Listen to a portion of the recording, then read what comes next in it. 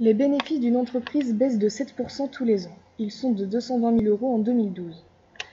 Donc, déterminer en quelle année les bénéfices représenteront 25% des bénéfices de 2012. Alors, comment répondre à cette problématique? Donc, les étapes de notre raisonnement, vont nous permettre de répondre à la problématique. Donc, en première étape, on détermine le coefficient correspondant à la diminution. En deuxième étape, on détermine l'équation permettant de répondre à la problématique pour ensuite résoudre l'équation afin de répondre à la problématique. Donc, on détermine le coefficient correspondant à la diminution. Dans ce cas présent, nous sommes dans le cas d'une diminution de 7% tous les ans. Nous savons que dans le cas d'une diminution de t% est égal à 1 moins t%. Donc dans ce cas particulier, le pourcentage étant de 7%, le coefficient sera de 1 moins 7%, c'est-à-dire un coefficient de 0,93.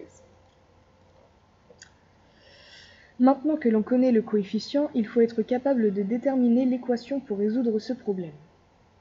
Donc on sait que notre premier bénéfice en 2012 est de 220 000 €.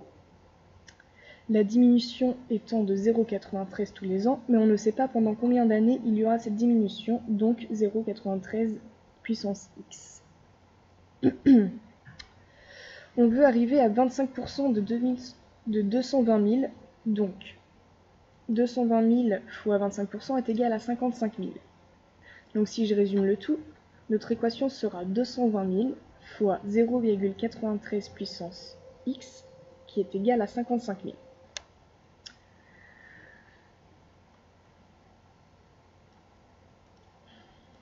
On va réussir à résoudre l'équation grâce à nos connaissances sur la résolution des équations du type a puissance x égale b.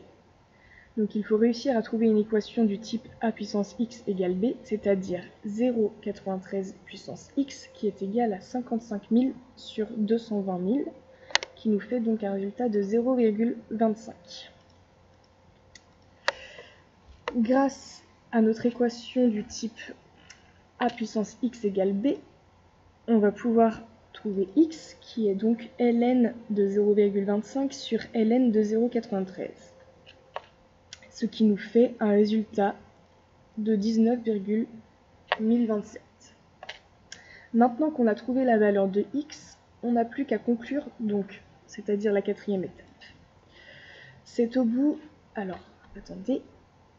Donc, nous, on voulait déterminer en quelle année les bénéfices représenteront 25% des bénéfices de 2012. Donc, nous avons obtenu 19. Donc, c'est au bout de 19 ans, soit 2031, que les bénéfices représenteront 25% des bénéfices en 2012.